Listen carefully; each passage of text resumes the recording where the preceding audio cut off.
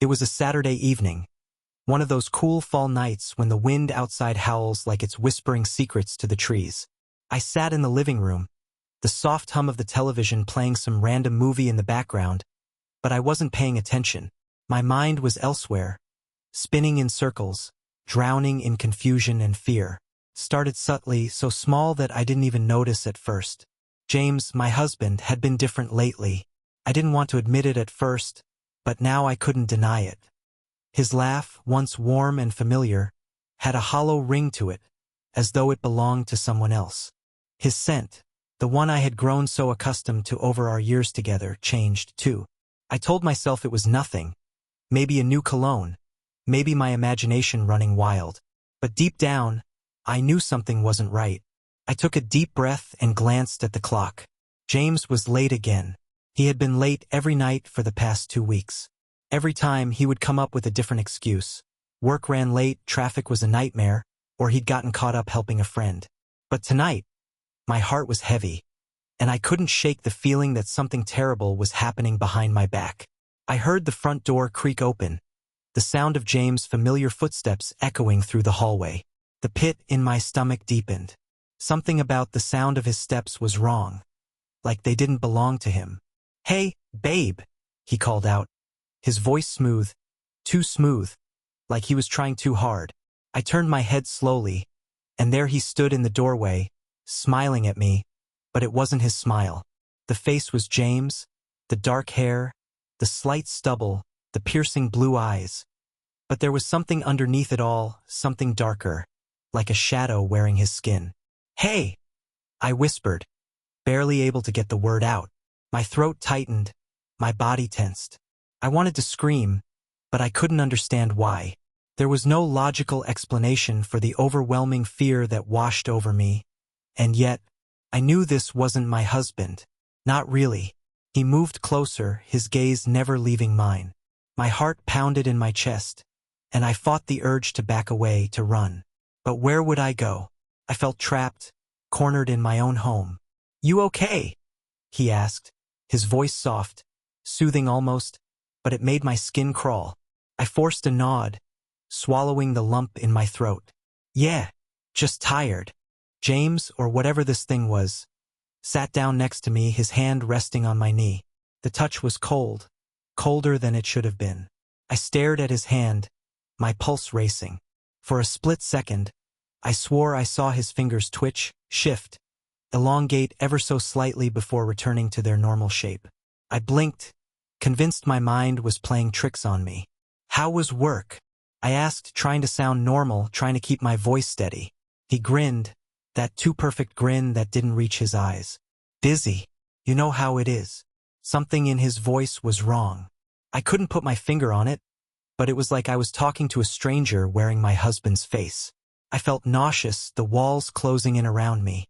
"I'm going to bed," I muttered, standing up abruptly. I couldn't be near him. Not like this. James watched me, his smile never fading. "I'll join you in a minute," he said, his tone light, almost playful, but it made my heart race even faster. I rushed to our bedroom, shutting the door behind me and leaning against it, trying to catch my breath. My mind was spinning, my thoughts a chaotic storm of disbelief and terror. This wasn't happening. Couldn't be real. Maybe I was losing my mind. But then I remembered all the little things that had been bothering me for weeks. The way James would leave for work and come home late, smelling faintly of something strange, something unfamiliar. The way he would sometimes glance at me, his expression blank, like he was trying to remember how to be human. And the dreams, oh God, the dreams. Every night, I dreamed of him changing, his body shifting and twisting into something grotesque, something inhuman. I tried to shake the images from my mind, but they clung to me like a dark shadow, growing heavier with each passing moment. I climbed into bed, pulling the covers up to my chin, my body trembling. A few minutes later, I heard the door creak open, and James stepped into the room. His silhouette was framed by the dim light from the hallway, and for a moment I thought I saw it again, that shift in his form, like his body was made of something malleable, something that could bend and twist into any shape it wanted. He slid into bed beside me, wrapping his arm around my waist, pulling me close. His breath was warm against my neck, but his touch was cold, ice cold. I clenched my eyes shut, praying for sleep to take me, to pull me away from this nightmare. "I love you," he whispered into my ear, his voice low and soothing. But it wasn't right. Nothing about this was right. "I love you too," I whispered back, my voice shaking. But deep down I knew I was lying. The next few days passed in a blur of unease and growing paranoia. James continued to act like everything was normal, going to work, coming home, kissing me goodnight, but I couldn't shake the feeling that I was living with a stranger. Every time I looked at him, I saw that flicker, that almost imperceptible shift in his face, his hands, his eyes. One morning, after he left for work, I decided to search the house. I had to know if I was going crazy or if there was something tangible behind my growing fear. I rifled through his drawers, searched his office, even checked his phone. But there was nothing. Everything seemed normal. But I knew it wasn't. I could feel it in my bones. That night, I lay in bed, staring at the ceiling, waiting for him to come home. It was nearly midnight when I heard the front door creak open. My heart pounded in my chest as I listened to his footsteps echo down the hallway. I held my breath, every muscle in my body tensing as he approached the bedroom. The door opened slowly, and James stepped inside. But this time, I wasn't alone in my fear. I saw it, clearly. His face, as he crossed the threshold, shifted just for a second. His features flickered, like a static-filled image on an old television. His nose elongated. His eyes changed color. Green, then blue, then brown, before settling back into the familiar shape of my husband's face. I gasped, sitting up in bed, my heart racing, my hands trembling. "What the hell are you?" I demanded, my voice barely above a whisper, but filled with terror. James froze, his smile faltering for the first time in weeks. His eyes locked onto mine, and for a moment, I thought I saw guilt, real human guilt, flash across his face. Then, just as quickly, it was gone, replaced by something colder, more calculating. "What are you talking about?" he asked, his voice still smooth, too smooth. "Don't lie to me," I screamed, tears streaming down my face. "I've seen you. You're not James. Not really." He stared at me, his expression blank, emotionless. Then, slowly, deliberately, he reached up and ran his fingers through his hair. And as he did, I watched in horror as his skin began to ripple, shift, like liquid being molded by an unseen force. His face twisted, morphed, until it no longer resembled the man I had married. My blood ran cold. What are you?" I whispered, my voice barely audible over the sound of my own racing heart. He smiled, a twisted, eerie grin that sent shivers down my spine. "I am what you wanted me to be." My world shattered in that moment, and everything I thought I knew about love, trust, and reality crumbled around me. I had been living a lie, married to something that could change its face, its body, its very essence. And the worst part? I didn't even know who or what my husband really was. I couldn't move. My body was frozen in place, paralyzed by the sheer terror of what I was witnessing. James, or the thing pretending to be James, stood there, still wearing that grotesque smile, watching me like I was a prey it had finally cornered. My mind screamed for me to run, but my legs wouldn't obey. What do you mean?" My voice came out in a rasp, barely audible. His eyes, no longer the blue that I had known for so long, darkened. They were shifting again, settling into an unsettling shade of deep amber, glowing faintly in the dim light of the bedroom. "You wanted a husband who would never leave you," he said, his voice eerily calm. "A man who would be everything you ever needed. That's what I've been." I shook my head, my mind racing. This couldn't be real. It was impossible. But I'd seen it, his face, his body, the way it warped and twisted before my eyes. I wasn't hallucinating. This thing wasn't James. Not anymore. Maybe it never had been. "I never wanted this," I managed to choke out, tears spilling down my cheeks. "Whatever this is, I didn't ask for it." He took a step closer and I flinched. You asked for love, and I gave it to you. I've been everything you needed me to be. But humans, you're never satisfied, are you? Always questioning. Always doubting. I wanted to scream, to shout, to demand answers. But I was terrified of what he might say, terrified of what I would hear if I pushed him any further. So I did the only thing I could think of. I grabbed my phone from the nightstand and dialed 911. But before I could hit the call button, he lunged at me. His hand, now cold and alien, wrapped around my wrist, yanking the phone from my grip. The force was so strong, it left me breathless. You think they can help you? His voice was mocking now, dripping with contempt. They wouldn't even understand what I am. My heart was pounding so loud I thought it might burst. I tried to pull away, but his grip tightened, his fingers digging into my skin. I looked into his eyes, those strange, shifting eyes, and for the first time I saw something behind them. Loneliness, desperation. As much as this thing terrified me, I realized it was clinging to me like I was its lifeline. I don't care what you are, I whispered, my voice trembling. I just want my life back. I want the truth. He hesitated, his expression softening just for a moment. But then, in a flash, his face changed again, this time to someone else entirely. The features were no longer James. The face staring back at me was that of a complete stranger. A man I had never seen before. My blood ran cold. You want the truth? His voice, now deeper, more menacing, came from the mouth of this new form. Fine. You've been living with a lie for years. I've taken many faces, many lives, to stay hidden.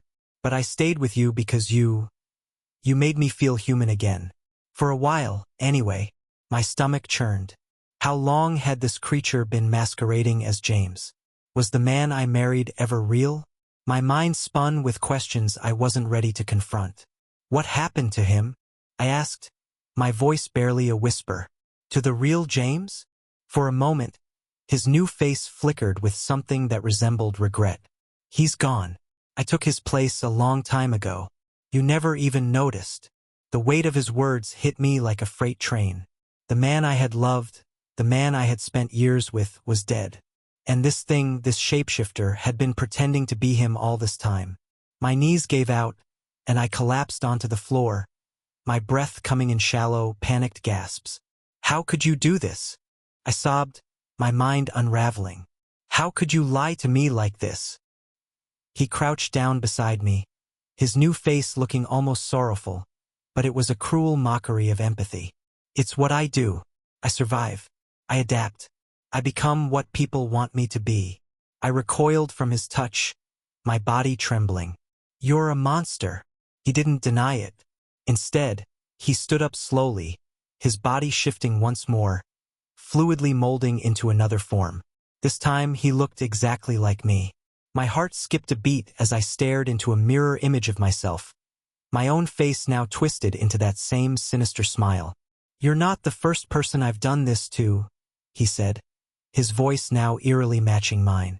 And you won't be the last. I couldn't take it anymore. The walls felt like they were closing in, the air too thick to breathe. I scrambled to my feet, backing away from him, no, from it until I hit the wall. My chest tightened as a surge of panic washed over me. I can leave, the thing said, still wearing my face, its tone casual as if offering me a choice. I can disappear and you'll never see me again. Or I can stay. I can be whoever you want me to be. I can give you the life you always dreamed of. I shook my head violently, my back pressed hard against the wall. I don't want anything from you. Just go. Please. Just go. It watched me for a long moment, its expression unreadable. Then, slowly, its features began to shift again, melting back into the familiar face of James. My husband's face. My heart twisted painfully in my chest as I watched the man I had loved, the man I had thought I knew, stare back at me with cold, inhuman eyes. I could have made you happy, he said softly, his voice laced with an almost genuine sadness. I could have been anyone for you. Tears streamed down my face as I shook my head again. I don't want someone pretending to be him. I want him back. But you took him from me. For the first time, the thing looked away, as if my words had actually reached some part of it. Then, without another word, it turned and walked out of the bedroom, leaving me standing there, my body trembling, my mind reeling. I listened as the front door opened and closed behind him. I waited, half expecting him to come back, to change into another form and try to trick me again. But he didn't. The house was silent. I collapsed onto the bed, curling into a ball, my body racked with sobs. I didn't know what to do, where to go, or who I could even trust anymore. Everything felt like a nightmare I couldn't wake up from. The life I had known was gone. My husband was gone, and I was alone. But as the minutes ticked by, the fear began to creep back into my mind. I knew he was still out there, watching, waiting, and I couldn't shake the feeling that one day, he'd come back. And this time, I wouldn't even know it. Days blurred into weeks after that night. I couldn't bring myself to return to any semblance of normalcy. Every morning, I would wake up half expecting to find him beside me again, wearing my husband's face or, worse, mine. The house felt like a trap, full of memories of James that now felt tainted. The way he used to smile, the way he would cook breakfast on Sundays, how he always knew how to calm me down after a bad day. All of it poisoned by the knowledge that it wasn't him at all. It was something else. I found myself constantly looking over my shoulder, jumping at every sound, every knock at the door. I hadn't heard from him, no, from it, since that night. But the fear clung to me, gnawing at my insides. I could never know for sure if the person at the grocery store, the man jogging past me in the park, or even the friendly neighbor who waved as I brought in the mail was really who they appeared to be. Because he could be anyone, anywhere. My family and friends began to notice the changes in me. I started canceling plans, avoiding phone calls, shutting myself off from everyone. I couldn't trust anyone. How could I explain to them what had happened? That my husband wasn't really my husband? That he had been replaced by something inhuman, something that could morph into anyone it wanted? I knew they'd think I was crazy.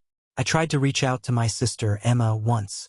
She was always the more level-headed one between us, the rational, no-nonsense type. But even when I worked up the courage to call her, I found myself choking on the words, unable to say the truth aloud. Something's wrong, I told her, my voice strained with the effort of keeping it together. Do you want me to come over? She asked, her voice soft with concern. You don't sound like yourself, Megan. Like myself. Those words hit me harder than I expected. What did that even mean anymore? What if I wasn't myself? What if he was already here, right in front of her, pretending to be me? I couldn't let her come. I couldn't risk her getting involved. I'm fine, I lied, gripping the phone tightly, my knuckles white. I just need some time. There was a pause, the static of the phone line buzzing in my ear. Okay, she said finally, though I could hear the doubt in her voice. But I'm here if you need me. Don't shut me out. I hung up, staring at the phone in my hand as if it were some foreign object. I had shut her out. I was shutting everyone out. It was easier that way, safer. If I didn't see anyone, if I didn't let anyone close, then I wouldn't have to wonder if they were really who they said they were. I started avoiding mirrors too. Every time I looked at my reflection, I felt a jolt of fear, like I wasn't sure if the person staring back at me was really me. What if he had found a way back into my life without me even realizing it? The paranoia was eating me alive. One night, as I sat curled up on the couch, staring blankly at the television, I heard a knock at the door. My heart skipped a beat. It was late, too late for visitors. I froze, my body rigid with fear. My mind raced through all the worst possibilities. Had he come back? Was he waiting for me just beyond the door, wearing some new face, ready to slip back into my life like he never left? The knock came again, louder this time. I hesitated for a moment, then slowly approached the door, pressing my ear against it to listen. Megan? It's me. My blood turned to ice. It was Emma. I bit my lip, panic rising in my chest. What if it wasn't really her? What if he was just using her voice, trying to lure me into opening the door? I know you're in there, she called out, her voice muffled but clear through the door. Come on, Meg. I'm worried about you. Please let me in. I swallowed hard, my hands trembling. I wanted to see her, to let her in, but every instinct in my body screamed at me to stay away. I didn't know who I could trust anymore. Not even my own sister. But what if it really was her? What if I pushed her away and left her standing out there, vulnerable, while he was still out there somewhere? My mind spun with possibilities, each one worse than the last. After a few moments of silence, she knocked again, this time softer, almost pleading. I'll leave if you want me to. I just wanted to check on you, she said quietly. You don't have to go through this alone, you know? Something in her voice tugged at me. It sounded like her. Like the Emma I knew, the one who always knew what to say to make me feel like everything was going to be okay. But I couldn't shake the fear. What if he was mimicking her, perfecting her tone, her mannerisms? I was about to turn away, to ignore the knock entirely, when she said something that stopped me cold. I miss him too, Megan. I miss James. You're not the only one who's lost someone. I felt the weight of her words hit me like a punch to the gut. For so long, I had been consumed by my own grief, my own fear, that I hadn't thought about how this was affecting everyone else. Emma had lost her brother-in-law. My friends had lost the man they'd known for years, and none of them had any idea what had really happened to him. They thought I was grieving a normal death, that I was struggling with the loss of my husband. But the truth was so much worse. I opened the door slowly, just a crack, enough to see her standing there on the porch, her face drawn with concern. She looked tired, like she hadn't slept in days. Her eyes met mine, and for a moment, I felt a flicker of doubt. But the fear in her expression mirrored my own, and I knew this was my sister. Emma, I whispered, my voice breaking. Without a word, she stepped inside and pulled me into a tight hug. I stiffened at first, the instinctive fear still gnawing at me. But then I let myself relax, if only for a moment, and sank into her embrace. I'm sorry, I whispered, my voice shaky. I don't know what's real anymore. She pulled back slightly, looking at me with those familiar eyes that had been with me through every tough moment in my life. Whatever's going on, we'll get through it together. I promise. I wanted to believe her. I wanted to believe that I wasn't completely alone in this nightmare. But the shadow of doubt still lingered in the back of my mind. He could be anyone. He could be anywhere. We sat in the living room for hours that night. Emma didn't press me for details, and I didn't offer any. We just sat in the dim light, sipping tea in silence, the unspoken grief hanging between us. It was comforting in a way to have her there. But even as we sat together, a small, creeping thought wormed its way into my mind. What if he was watching us? What if, right now, in this very moment, he was hiding behind a familiar face, waiting for the perfect time to strike? In the days that followed, Emma visited more frequently. She brought groceries, made sure I was eating, tried to coax me out of the house, but I couldn't bear to leave the safety of my home. I knew it was irrational. Staying inside wouldn't protect me from him. He could come and go as he pleased. He had before. And yet, the outside world felt dangerous in a way it never had before. One evening, after Emma had left, I sat alone on the couch, flipping aimlessly through the channels on TV, trying to distract myself. I paused when I landed on an old home video, James and me at a family barbecue. His laugh filled the room, warm and genuine, and for a moment, I felt a wave of nostalgia so strong that it made my chest ache. But then that familiar doubt crept in again. Was the man in that video even real? Was the James the first had known for so many years just another mask? Another lie? I stood up abruptly, pacing the living room, trying to shake the dark thoughts swirling in my mind. That's when I saw it. A flash of movement outside the window. I froze. My heart pounded in my chest as I slowly approached the window, peeking through the blinds. There, standing across the street, was a figure in the shadows. Too far away for me to make out any details, but I knew in my gut that it was him. The thing pretending to be James. He was watching me. Without thinking, I grabbed my phone and called Emma. It rang and rang, but she didn't pick up. Panic surged through me. What if he had already gotten to her? What if she wasn't answering because... No, I couldn't think like that. I dialed again, my fingers trembling, but still no answer. And then, the figure across the street began to move. Slowly at first, but then faster, heading straight toward my house. Fear gripped me like a vice. I backed away from the window, my heart racing, my breath coming in shallow gasps. He was coming for me. I stumbled back from the window, my heart racing as panic threatened to overwhelm me. I could see the shadowy figure moving closer, crossing the street with a deliberate, unsettling calmness. It was too dark to make out any details of his face. But I knew it was him. The one who had taken James, who had fooled me for so long. He had come back. My hands trembled as I grabbed my phone again, dialing Emma one more time. It rang and rang until her voicemail picked up. I wanted to scream, to shout into the phone, begging her to answer. But I knew it wouldn't help. I was alone. My gaze flickered back to the window.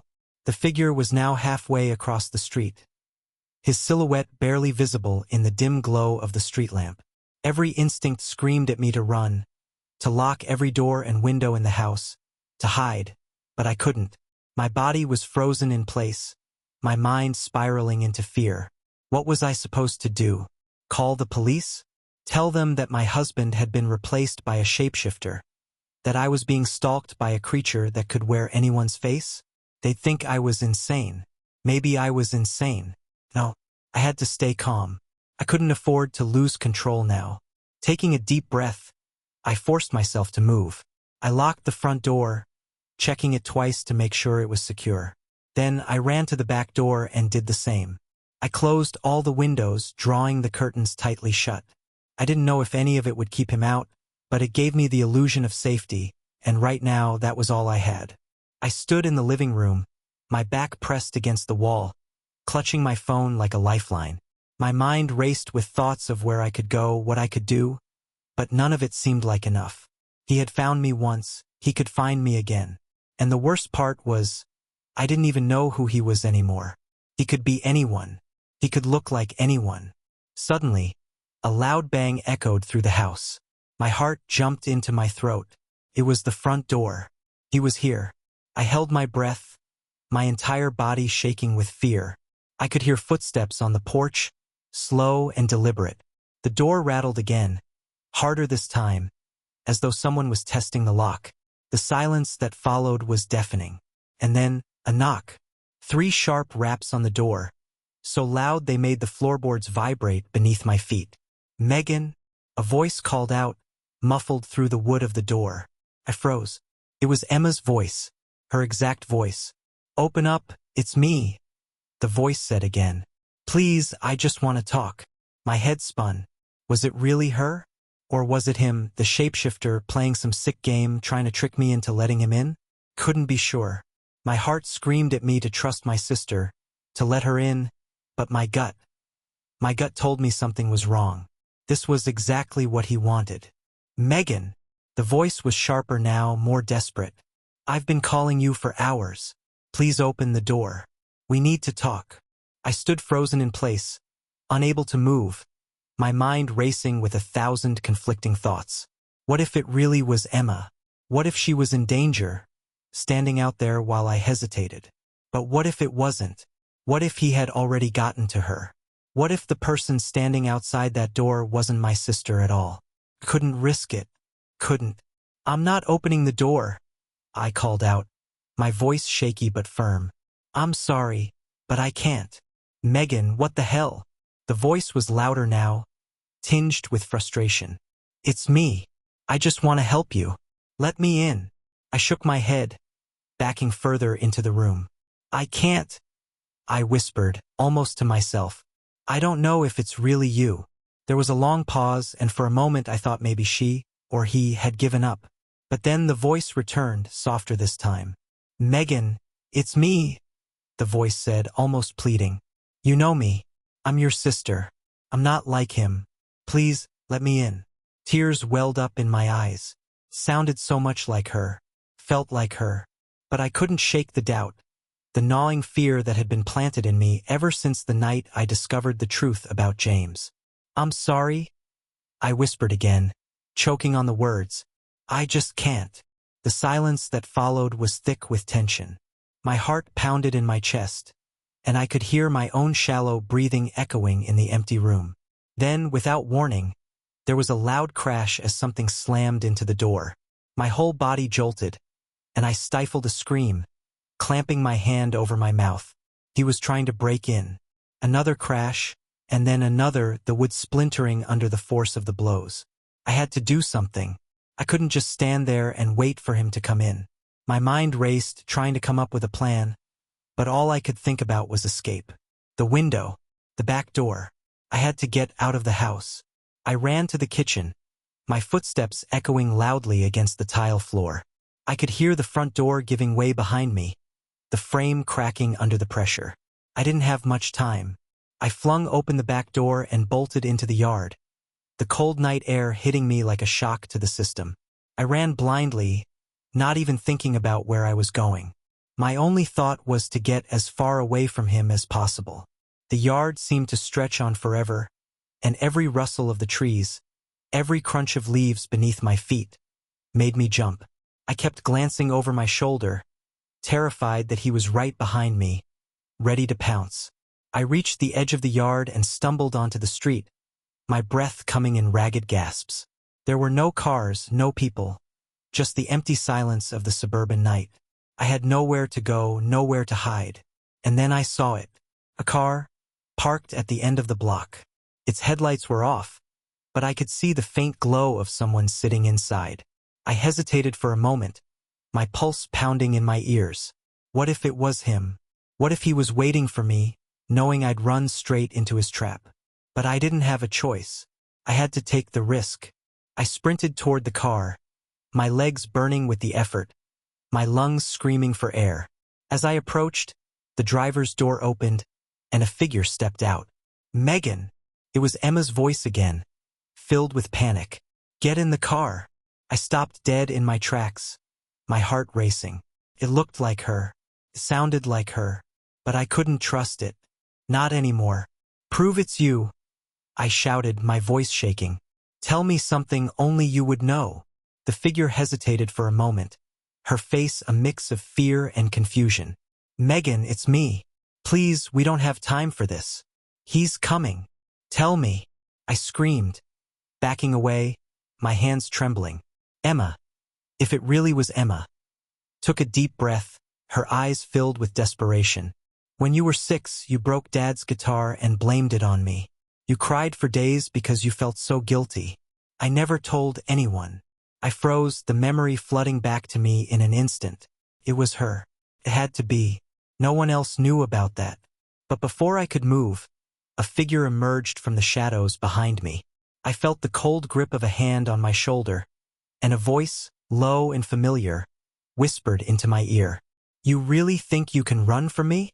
I screamed and yanked myself away, stumbling toward the car. Emma's eyes widened in horror as she saw what was behind me. Get in, she yelled, throwing open the passenger door. I didn't need to be told twice. I scrambled into the car, slamming the door behind me just as the figure lunged forward. Emma hit the gas, and we sped off down the street, the tires screeching against the pavement. My heart was pounding so hard I thought it might explode. I glanced out the back window, expecting to see him chasing us, but the street was empty, dark, silent. For a long time, neither of us spoke. I was shaking, my hands clenched into fists, my breath coming in ragged gasps. I still couldn't believe I had escaped. But had I? Is he gone? I whispered, my voice barely audible. Emma didn't answer right away. She kept her eyes on the road, her knuckles white as she gripped the steering wheel. I don't know, she said finally, her voice low and strained. I don't think it's ever over with him. We drove in silence for what felt like hours. My mind was still reeling, trying to process everything that had happened. How had my life spiraled into this? How had I gone from being a wife with a seemingly perfect life to a woman on the run from a shape-shifting nightmare? But even as the adrenaline began to fade, a new kind of dread settled into my bones. He was out there, and I had no idea what face he was wearing now. We ended up at a small, rundown motel just outside of town. It was the kind of place where no one asked questions, where the flickering neon sign buzzed incessantly and the walls were paper thin. It wasn't much, but it was safe, or at least safer than being at home. Emma parked the car in the gravel lot, and we made our way inside, each step heavy with exhaustion and fear. The man at the front desk didn't even glance up as Emma paid for the room in cash. We took the key and hurried down the hallway to the small, dingy room at the end.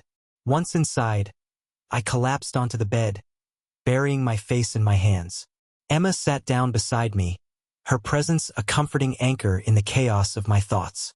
"What are we going to do?" I whispered, my voice shaking.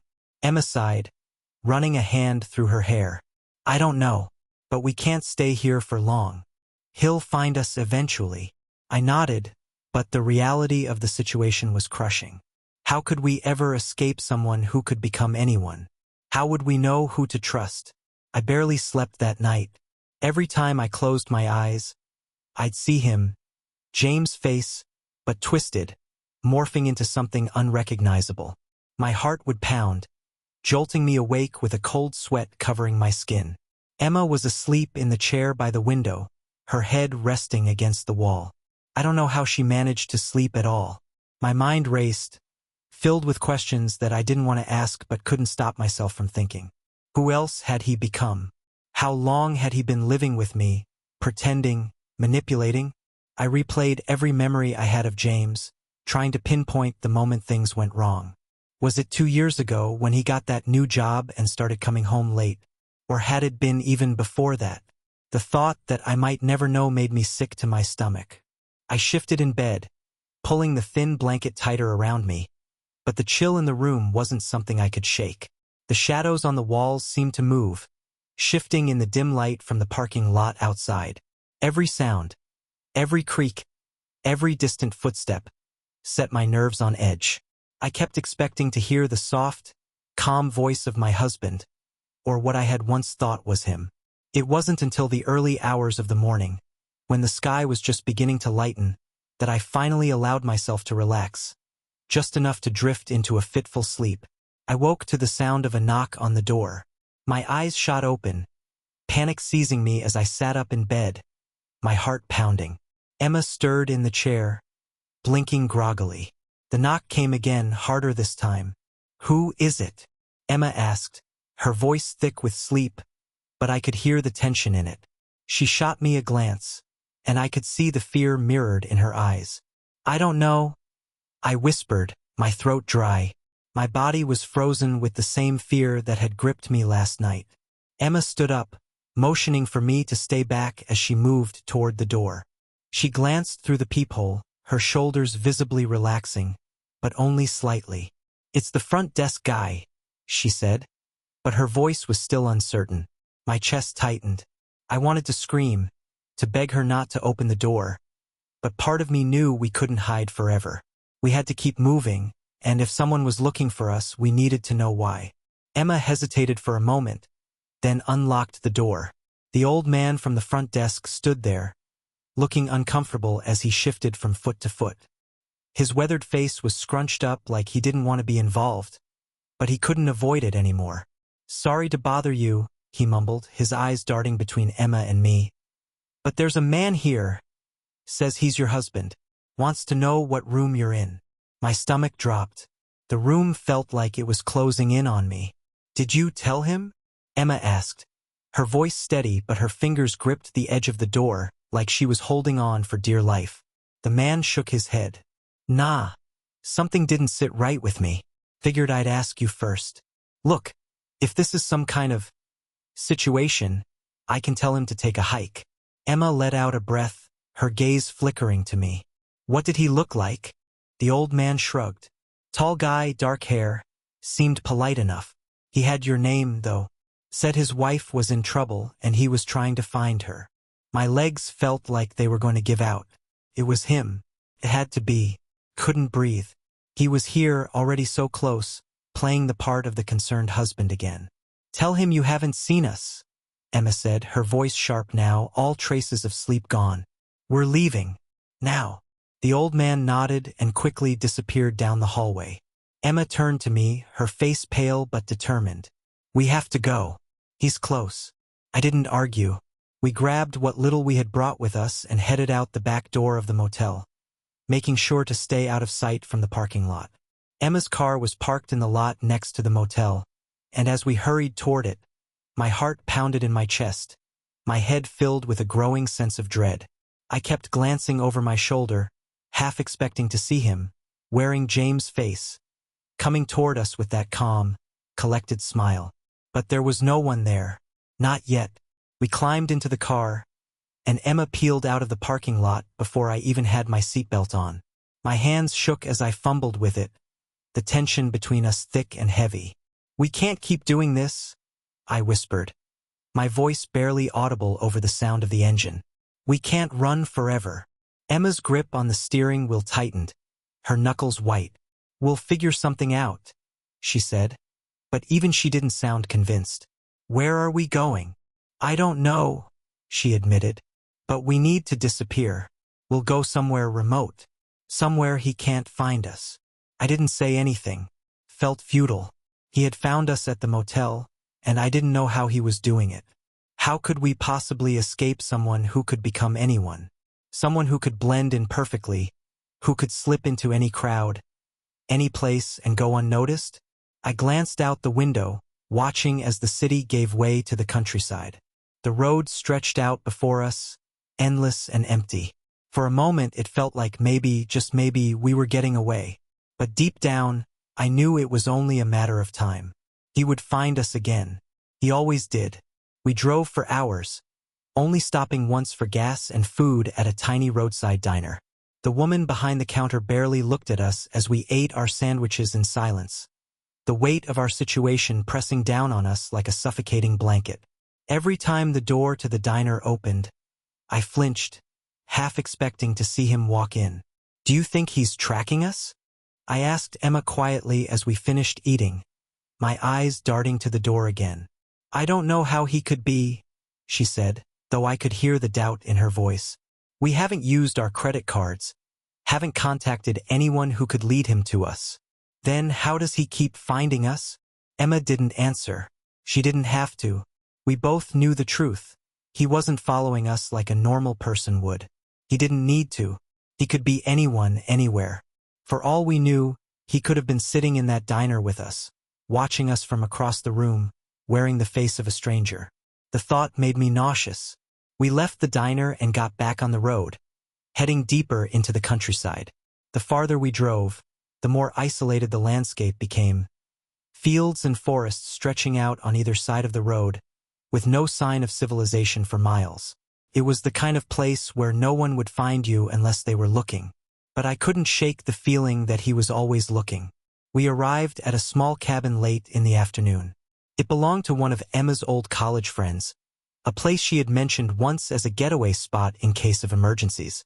We hadn't called ahead, couldn't risk using the phone, but Emma had a key, and as we approached the door, I could tell she was relieved to finally be somewhere that felt safe, or at least safer. The cabin was small and rustic, nestled deep in the woods. There was no internet, no phone signal, just the trees and the silence. For a brief moment, I felt a flicker of hope. Maybe this would be enough. Maybe we could finally stay hidden here, long enough to figure out what to do next. As soon as we stepped inside, Emma bolted the door and checked the windows, making sure everything was secure. I wandered around the small space, taking in the simplicity of it. The worn furniture, the fireplace, the wooden beams overhead. It felt like another world, far removed from the nightmare we had been living in. But even in the quiet of the cabin, I couldn't shake the unease that clung to me. I felt like I was being watched, even though I knew we were alone. "Do you think this is enough?" I asked, sitting down on the couch, my voice small. Emma didn't answer right away. She stood by the window, staring out at the trees, her expression unreadable. "It's all we've got," she said finally. We settled in for the night, neither of us talking much. The silence between us was heavy with everything unsaid, with the fear that we were both trying to push down. Emma built a fire in the small hearth, the flames casting flickering shadows on the walls. It was comforting in a way, the crackling warmth of the fire filling the room with a false sense of security. But as the hours passed, that feeling of safety began to unravel. Every creak of the cabin, every gust of wind outside, set me on edge. I kept glancing at the windows, half expecting to see his face peering in through the glass. I sat on the couch, staring into the flames, my mind drifting back to the life I had once had. A life that now felt like it belonged to someone else. The memories of James, the real James, haunted me. I missed him so much it hurt, but I couldn't even mourn him properly. How could I, when the man I had thought I loved had been replaced by something else? Something monstrous. I didn't know how much time had passed when I finally drifted off to sleep, the exhaustion catching up with me. But my dreams were filled with shadows, with faces that shifted and changed, always morphing into something unfamiliar. And when I woke in the middle of the night, my heart pounding in my chest, I wasn't sure if I had woken up at all. The cabin was dark, the fire burned down to embers, and the air was thick with an unnatural stillness. I sat up slowly, my breath catching in my throat. Something wasn't right. I glanced toward the door. It was still bolted, the windows still closed. Everything seemed fine. But the feeling of being watched was stronger now, more suffocating. I glanced at Emma, who was asleep in the chair by the fireplace, her face illuminated by the faint glow of the dying fire. And then, in the silence, I heard it. A soft, barely audible whisper. "Megan!" The sound was so faint, I almost thought I had imagined it. But then it came again. A low, insistent voice, like it was coming from just beyond the walls of the cabin. "Megan, let me in." My blood ran cold. It was him. My blood turned to ice as the voice, soft and coaxing, snaked through the darkness. "Megan, let me in." I clutched the blanket tighter around myself, my heart hammering against my ribs. I knew it was him, even though he wasn't pounding on the door or breaking through the windows. His voice, low and calm, had the same terrifying ease as it had that night in our bedroom, when I first discovered the truth. It was as if he knew that using force wasn't necessary anymore, that he had already found a way into my mind. I scanned the room, trying to figure out where the voice was coming from. The front door was bolted, the windows were shut tight, and Emma was still asleep, her breathing steady and calm. She hadn't heard anything. How was that possible? "Megan." The voice was closer now, though there was no knock, no sound of footsteps outside. It was as if it was coming from inside my own head. I shook my head, forcing myself to focus. This wasn't real, it couldn't be. He wasn't in here. He couldn't be. I squeezed my eyes shut, willing the voice to go away, but it continued, persistent and unrelenting. "You know you can't hide from me. I'm always going to find you." I wanted to scream, to wake Emma, to do something, but I couldn't move. It felt like the air around me had thickened, trapping me in place, forcing me to listen. "Megan, open the door. You know you want to." I bit down hard on my lip, tasting blood, as if the pain would somehow anchor me to reality. This wasn't real. He wasn't here. I repeated the words over and over in my mind, but they felt hollow, like a weak shield against the relentless pressure of his presence. "Megan," the voice crooned, "you can trust me. I'm the only one who really knows you." I opened my eyes, my body trembling. My gaze flickered toward the door. It was still locked, but the voice, it was inside. I couldn't explain it, couldn't understand how it was happening, but I could feel him. He was here with me in this cabin, lurking just out of sight. I stood up from the couch, my legs unsteady beneath me, and backed away from the door, inching toward the bed where Emma was sleeping. I wanted to wake her, but the thought of speaking aloud, of acknowledging the voice, felt dangerous. I didn't know how much of this nightmare was real anymore. Was he just toying with me? Or was he already inside, waiting for the right moment to strike? I reached out and gently touched Emma's arm, shaking her awake. She stirred slowly, blinking groggily as she looked up at me. "Megan?" she mumbled, her voice thick with sleep. "What's going on?" I heard him. I whispered, my voice barely audible. He's here. Emma sat up quickly, her face tense with alertness. She glanced around the cabin, her eyes scanning the shadows. What do you mean? Did you see him? No, I whispered, shaking my head. But I heard his voice. He's trying to get in. Emma's brow furrowed as she stood up and crossed the room, checking the door and the windows again. Everything was still locked. Everything looked normal. But that didn't stop the knot of fear tightening in my chest. Emma turned back to me, her face pale but resolute. There's no way he's in here, Megan. The doors and windows are sealed. We're safe. Safe. The word felt hollow, meaningless. How could we ever be safe from someone who could slip into any identity, anyone's skin? Someone who didn't need to physically break in to invade our minds? I know what I heard, I insisted, my voice shaking. It was him, Emma. He's here. She hesitated for a moment, then came over to me, placing her hands on my shoulders. Listen to me, okay? You're exhausted, and this whole thing has been... I know how hard this has been, but we're safe here. No one is getting in. I wanted to believe her. I wanted so badly to trust that we were far enough away, hidden deep enough in the woods that he couldn't find us. But the weight of his voice in my head, the way it lingered like an echo in the back of my mind, made it impossible to believe. Still, I nodded. What else could I do? Emma was trying to help me, trying to keep me grounded. I couldn't drag her into my paranoia any deeper than I already had. She guided me back to the couch, sitting beside me as the fire flickered weakly in the hearth. For a long time, neither of us spoke. The only sound was the crackling of the embers and the occasional gust of wind outside. I tried to relax, to tell myself that maybe I was imagining it all, that the trauma of everything had finally caught up to me. But just as I started to let my guard down, I heard it again, this time louder. Megan! I jolted upright, my heart pounding in my chest. Did you hear that? I whispered urgently, grabbing Emma's arm. Her eyes widened in confusion. What? The voice. She didn't hear it. How was that possible? It was so clear, so loud. Right there in the room with us. He's here? I whispered, barely able to get the words out. You have to believe me. He's in here. Emma frowned, her expression full of concern. But there was something else behind her eyes now. Something like doubt. Megan, she said softly. I haven't heard anything. Are you sure it's not just, in your head?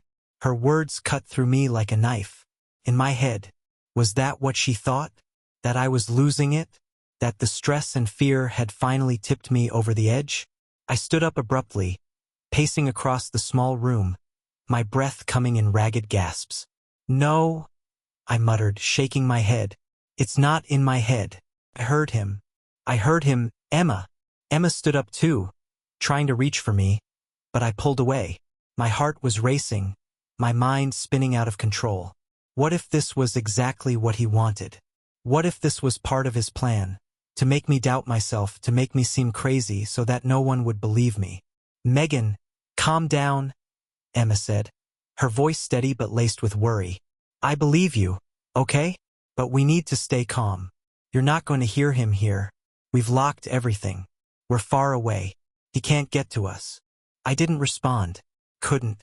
The panic was building inside me, a pressure that was threatening to explode. I paced back and forth, my eyes darting to the windows, to the door, to the shadows in the corners of the room. The cabin felt smaller now, the walls closing in around me. The air was thick, suffocating, as if I couldn't get enough oxygen. I needed to get out. I needed to breathe. Without thinking, I grabbed my coat from the chair and headed for the door. Megan, wait, Emma called out, but I didn't stop. I yanked the door open, stepping out into the cold night air. The icy wind hit my face, jolting me back to reality for a moment. The forest loomed around the cabin, dark and endless, the trees swaying in the breeze. I stood there for a few seconds, gulping in the fresh air, trying to calm the storm inside me. But the voice came again, more insistent this time.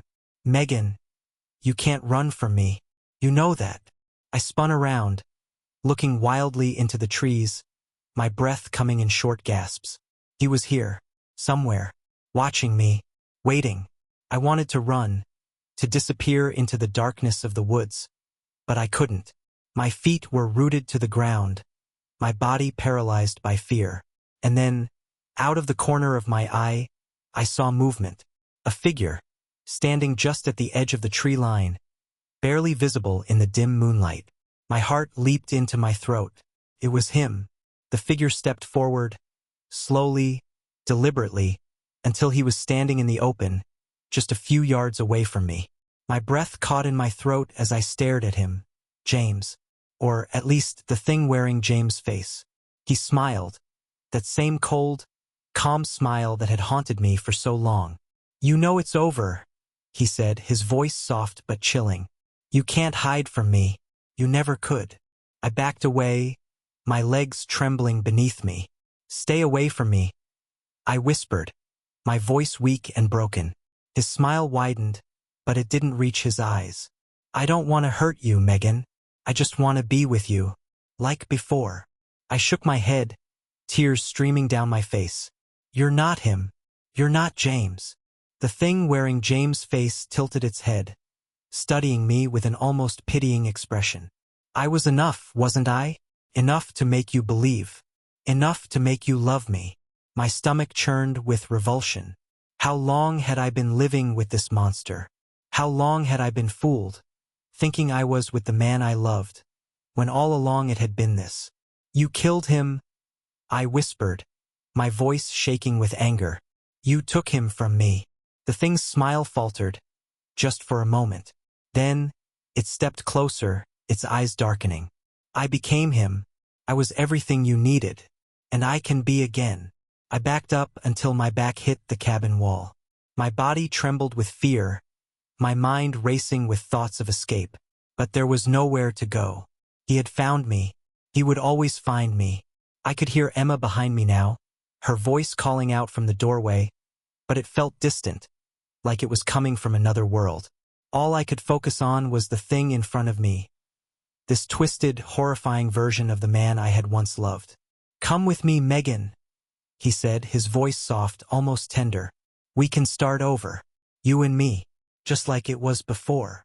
I shook my head violently, choking on my sobs. "It's not real. None of this is real."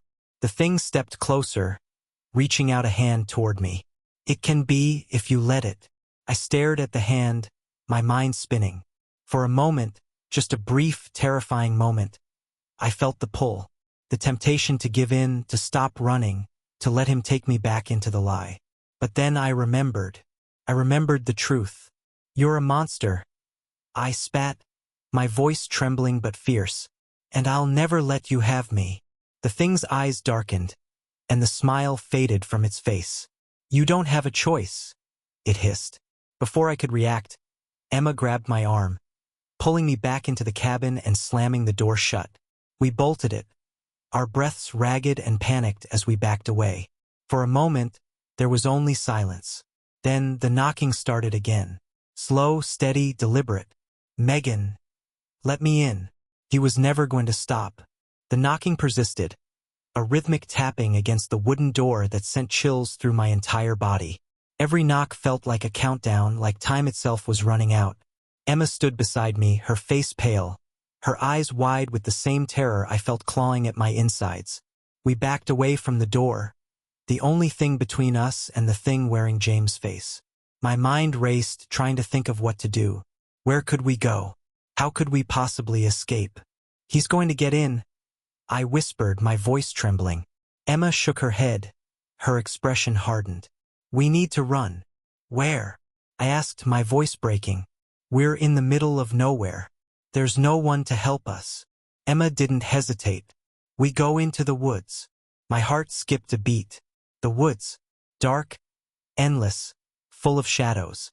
But what choice did we have? If we stayed, he would break in eventually. He always found a way. The knocking grew louder, more insistent. "Megan!" His voice oozed through the door like poison. "You can't run forever." Emma grabbed my hand, her grip tight and reassuring, and nodded toward the back door of the cabin. "We go now." I swallowed hard, my entire body trembling with fear, but I nodded. There was no time for hesitation. We had to move. Now, we hurried to the back door, throwing it open and stepping out into the cold, biting night air. The woods loomed before us, a sea of blackness, the trees swaying ominously in the wind. For a brief moment, I hesitated, staring into the darkness. But then the sound of splintering wood behind us jolted me into action. He was breaking through. "Come on," Emma hissed, pulling me forward, and we plunged into the forest. The branches scratched at my arms and face as we ran, the ground uneven beneath our feet. Every sound, every rustle of leaves, every snap of a twig, made my heart race faster. The trees felt like they were closing in around us, the darkness swallowing us whole. We ran blindly, without direction, without a plan. There was no time to think, only time to escape. Behind us, I could hear the faint echo of footsteps. He was following us. He was always following us. My breath came in ragged gasps, my chest burning from the cold air. I glanced over at Emma, who was running beside me, her face set with determination. She wasn't going to let him win. Neither of us were. But how far could we run before he caught up? How long could we keep this up? Suddenly, Emma grabbed my arm, pulling me to a stop. I stumbled, nearly falling over, as she dragged me behind a large tree, crouching low in the underbrush. "Shoo!" she whispered, her eyes scanning the darkness. I held my breath, my body trembling as I listened. The forest was eerily silent now, the only sound the faint rustling of leaves in the wind. And then I heard it, the soft crunch of footsteps on the forest floor. He was close, too close. I pressed myself against the rough bark of the tree, willing myself to become invisible, to blend into the shadows. Emma was beside me, her breath coming in shallow, silent gasps. The footsteps grew louder, closer. My heart pounded so hard in my chest, I was sure he could hear it. And then, through the trees, I saw him. He was moving slowly, methodically, as if he knew we were nearby.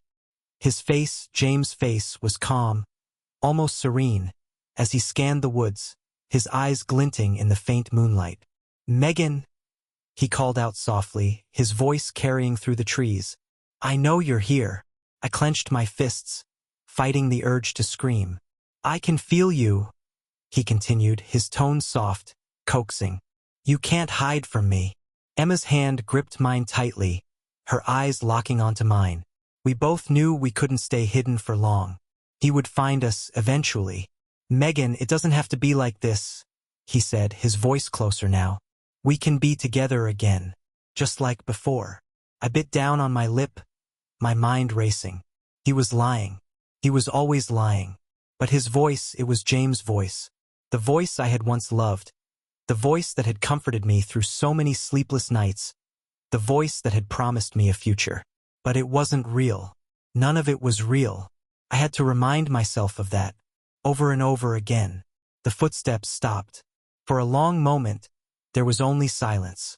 I held my breath, my body rigid with fear. And then, without warning, the tree beside us exploded in a shower of splintered wood.